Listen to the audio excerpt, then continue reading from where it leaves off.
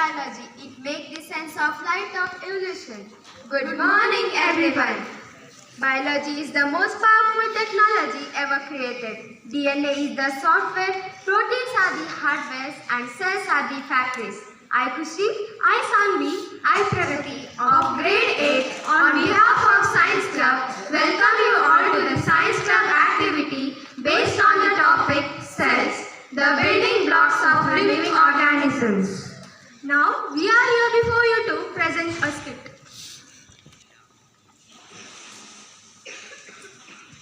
Hello Pragati. Hello Sanvi.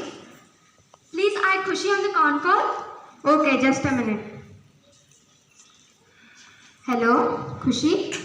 Hi Pragati. Hi Sanvi. Hi. Okay, let's meet today at the park at 5:30. Okay. Hi Sanvi. Kushi is not here yet?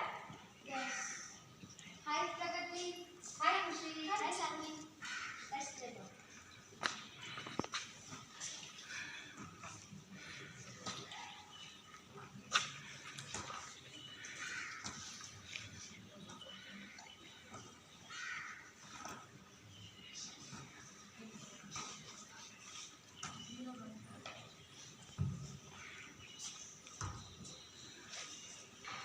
Today's class was very interesting, no? Yeah. Biology class was very interesting. I did not know about cells so much. I thought cell is just a unit of our body. Yes, cells are a fundamental unit of our life. From all the life we know, an ant to an elephant, a mushroom to a tree. All these living organisms have their own functions to live. It may be digestion, respiration, excretion, etc. These are then carried out by specific organs that are made up of tissues. In turn, these tissues are made up of cells. What are tissues? Tissues are a group of cells. Oh, just as bricks form the important part of building, cells also make up an organism. We can also say that cells are fundamental unit of life. Yeah, today madam also said the interesting fact about who discovered cells. Yeah, ma'am said that. Do you remember the scientist's name? Yes, Robert Hooke. Yeah, I searched about that. Do you want to know the story? Yes. Yes. Yeah, I'll tell the story. The cell was first discovered and named by Robert Hooke in 1665. He remarked that it looked similar to honeycomb. However, what Hooke really saw was the dead cell walls of plant cells as it appeared under a microscope. The first man to witness a living cell was Anthony von Leeuwenhoek. In 1838, George Schwann and Matthias Schleiden were enjoying their after-dinner coffee and talking about their studies on cells. When Schwann heard Schleiden describing the plant cells with nuclei, he was struck by the similarity of plant cells with the cells he had observed in animal tissues. After many studies and observations, Matthias Schleiden summarized them into 3 conclusions about cells. The first one is the cell is a unit of structure, physiology, and organization in living organisms. The second one is the cells retain distinct entity, dual existence, and building blocks in construction of organisms. The third one is cells are formed by free cell formation, similar to the formation of crystals. We know today that the first 2 tenets are correct, but the third one is clearly wrong. The correct interpretation is all cells only arise from pre-existing cells.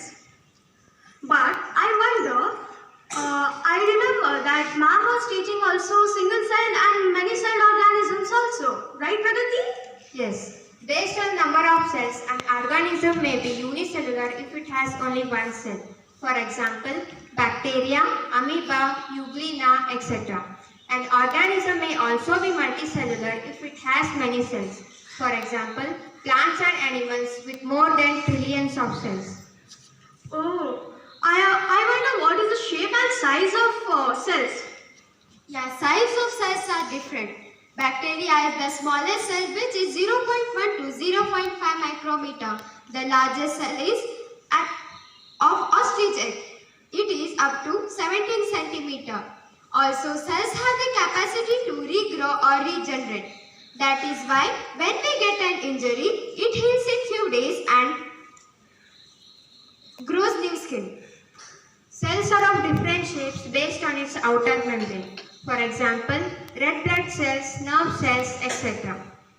Oh, also now let us know about components of cells. There are three main parts: outer cell membrane, inner jelly-like cytoplasm, and central nucleus. Now here are my friends to give some information about components of cells. Cell membrane or the plasma membrane lies to the outermost part of animal cell. It is made up of protein and lipid. It is semi-permeable and hence checks the entry and exit of solids into the cell. Inner to the plasma membrane is a jelly-like living material known as cytoplasm. It is a place where all the cellular activities take place. Cytoplasm contains many smaller units known as organelles that performs various functions in the cell. In the part of animal body, there is a control center of all the cellular activities, and that is known as nucleus. Nucleus consists of proteins and DNA required for carrying the hereditary information. Ribosomes. There are also some particles in cytoplasm that produce proteins. They are called ribosomes. Ribosomes are the factories in the cell. Golgi bodies are also present as fat membrane that stores protein temporarily. Mitochondria, the powerhouse of the cell which produces and releases the energy for cell activities, is the mitochondria. Mitochondria stores the energy in the form of ATP, the energy currency. Endoplasmic reticulum. Endoplasmic reticulum's function is to produce the protein for the other cells to function. There are two types of endoplasmic reticulum: smooth endoplasmic reticulum and soft endoplasmic reticulum. Lysosomes. In the cytoplasm of the cell, there are cytosol sacs to break down the worn out organelles and food to. They are called lysosomes. Lysosomes contain strong digestive enzymes to perform their functions. Vacuoles. The fluid-filled organelles in the cell are known as vacuoles. It stores materials such as food, water, minerals, waste products, etc. Chloroplast. In plant cells, we find chloroplast which aids in the preparation of food. Chloroplast is absent in animal cells. There are also few important parts of cells. Now, let us know about few vital functions of cells. Cells provide structure and support. Cells transport different kinds of substances. Cell helps in growth, development and reproduction of organisms. Hey, it was interesting, right? Yeah, we also understood the components of cells. I'm very eager to attend tomorrow's biology class. Let's meet tomorrow. Bye. Now, I would like to ask some questions. Three main parts of cells. Cell membrane, nucleus and cytoplasm. Who discovered the cell? In which year Robert Hooke discovered the cell? What is the size of an bacteria? Which is the largest cell? We all hope that all of you have gathered enough knowledge about the cell, the building block of life.